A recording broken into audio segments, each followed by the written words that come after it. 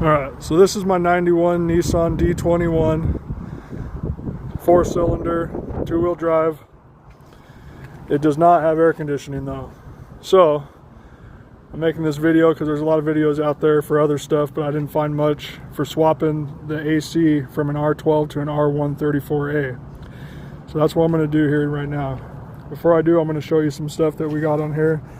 I couldn't find the right conversion ports on Amazon. They kept sending me these two right here to convert from the R12 side to the R134A side.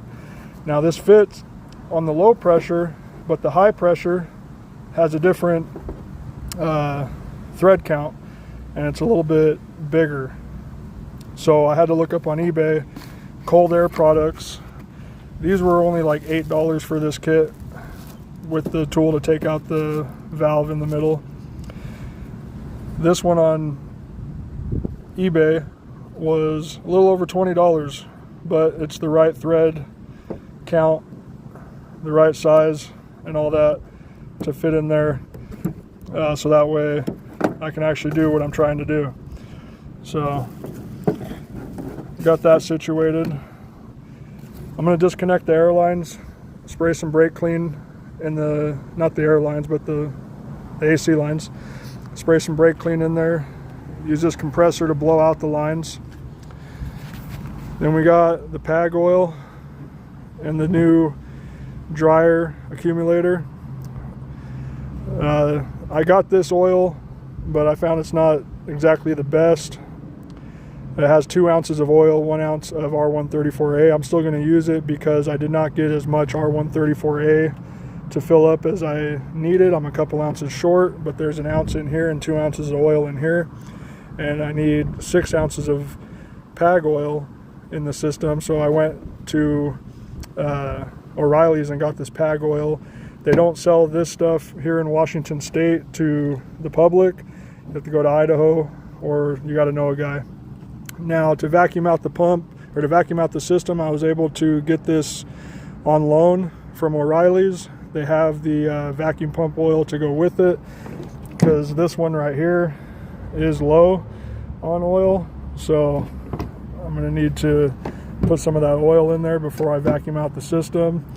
And I got all the gauges and all that to hook up to make sure that I'm vacuuming it out correctly and filling it correctly. So this is going to be a fun project. I've never done something like this before, but I'm going to document it because, like I said, I appreciate all the videos out there for D21 stuff. I've definitely done a lot of work to this truck, even though it may not look like it. So we're here at the Trap House garage, and we are going to see what we can make happen. Underneath the hood right here, it'll tell you some information on the AC. That's how I was able to figure out how much oil and refrigerant I need. Right here it's calling for 6.8 ounces of oil. Now the oil that they're recommending is for R12, so you don't have to worry about that, but the amount of oil you want to pay attention to. Same with the refrigerant up here. It's telling you for R12 refrigerant we're doing R134A, but right here is telling you 1.8 to 2.0 pounds. So two 12-ounce cans is putting me at about 1.5 pounds. If I add the extra ounce in there from the can of compressed oil, I'm getting about 1.6 pounds. So I'm going to be a little bit short, but it's going to be enough to get it going, and I can always add a little bit more later. So in case you were wondering where I got the info on how much I need in there, it's right underneath the hood. So as I mentioned before, these 7/16/20 conversion ports, they're both 7/16/20. On 91 to 96, the high or low pressure side, maybe the high pressure side, sorry, is a 3/8/24. So right here, this one is a 3/8/24, and up here is a 7/16/20. Now the Amazon kit, like I said, only had the 7/16/20, so one of them is going to work, but I had to special order the 3/8/24 from Cold Air Products on eBay to get this to work. All right, so before I go through and disconnect these AC lines and clean them with brake fluid, and I'm going to spray brake fluid in them, and I'm going to hit them with an air compressor. I want to make sure that my AC compressor actually works, because without any pressure in these lines, it won't allow me to kick on the AC compressor from the cab. So in order to bypass that, what I did was down in here, right there where my finger's pointing, I disconnected the power to the AC compressor and I hardwired in a wire. I got the ground up here, it's still connected. Now the hard wire that I wired in, I got the other end of it right here. Now when I kick it onto the positive battery terminal, we should see that AC clutch come on. There you go, it's coming on. Off, on. So we know the compressor is good.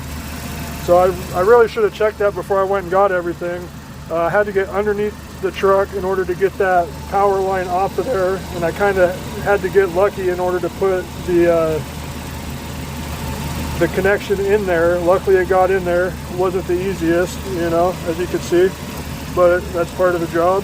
So now that we know the AC compressor is good, I don't know when the last time it was running was. I'm going to go ahead and start cleaning out these AC lines with some brake cleaner and hit it with the compressor, and we'll go from there. Okay, so I got these lines unhooked all over the truck. I'm going to show you those, but while I unhooked them, I plugged the compressor so that way nothing went in there. You don't want to get brake cleaner or anything in there, just leave that as is. These lines go all over the truck. I got them pretty well and loose. I sprayed them with brake clean and hit them with the air from the compressor right here. That way I could get them cleaned out. The lines go all over, like I said. They come up here to the condenser, so I sprayed some brake clean in these little ports and I blasted those out with some air. I pulled the dryer out while I was waiting to let that stuff kind of sit in. This goes in there like that, so I got the new one ready to put in. I need to drop some oil in there before I do that. I'll show that here in a minute. Up here you got the expansion valve that sits behind here. I plugged this up too because you don't want anything getting in there. This tube, or this line right here and this other line right here, I brake cleaned those and hit those with some air. That one line comes out here to the dryer connecting to the compressor. So I'm going to tighten those back up now. Like I said, I'm going to show you guys putting the oil into this and in the right hose coming off the condenser to the compressor. That way you get the required amount of oil in there, which is saying 6.8 ounces. So round it up to about 7, you know, give or take. All right, so the PAG 100 oil, I need 6 ounces of it. I'm going to put 4 ounces in because I have 2 ounces in a compressed can already. I'm going to drop some in here into the dryer before I install it down here. And then I'm also going to put about half and half. I'm going to put some in there, and then I'll have to pick those bolts up in a second, but I'm going to put some down in this line that comes from the compressor to the condenser. So I'll have 2 ounces in the dryer that's going to go there, and I'll have 2 ounces in here going to the condenser, and the last 2 ounces that I need I'll put in when I charge the system. Alright, so this is the whole point of what I'm doing, or having to do all this for, is exchanging out these ports for the R134A adapter ports. So I'm taking out the Schrader valve right now out of the high side, and this is the special ordered high side from Cold Air Products. It's a 3/8 24. So let's make sure it goes on there, and it's going on there gonna have to wrench that down. That's pretty good for now. And right here, I'm gonna pull this one out. So the actual conversion, to the ports is not very difficult. It's not very time consuming. It's the actual having to evacuate everything, pump, and recharge. Because right there, once I tighten these up, I now have R134A adapters on there. So I got all the oil put in the lines. It was a little difficult, as you see, spilled a little bit. It was hard to put the oil in the line because the holes were so small. What I did was I ended up pushing it down a little bit with an air compressor. I don't know if you're supposed to do that, but it worked.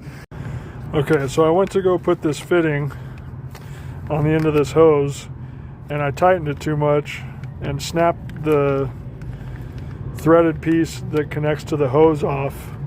Not too proud of a moment. I had to order another adapter from Cold Air Products. I got another hose coming off of eBay. All in all, that was a $50 mistake. I'm waiting for the hose to show up. The new adapter already showed up. There's a part number right there for you if you're looking for it. It's really loud in my neighborhood right now for some reason. Of course, right when I want to record something. In the meantime, I decided to get another thermal expansion valve because I don't know too much about the AC system. Actually, nothing about it before me doing this. It hasn't been working, so it was recommended I get a new thermal expansion valve. I got to get behind the dash on the inside of the cabin for that. So I'm going to work on that while I wait for this hose to show up. Had to take everything back to O'Reilly's while I wait, which isn't a big deal. I'll get that stuff back as soon as I get this new hose with the right fitting in there, not forced down too hard on there. So yeah, thermal expansion valve, will show you how that gets put on there in the meantime.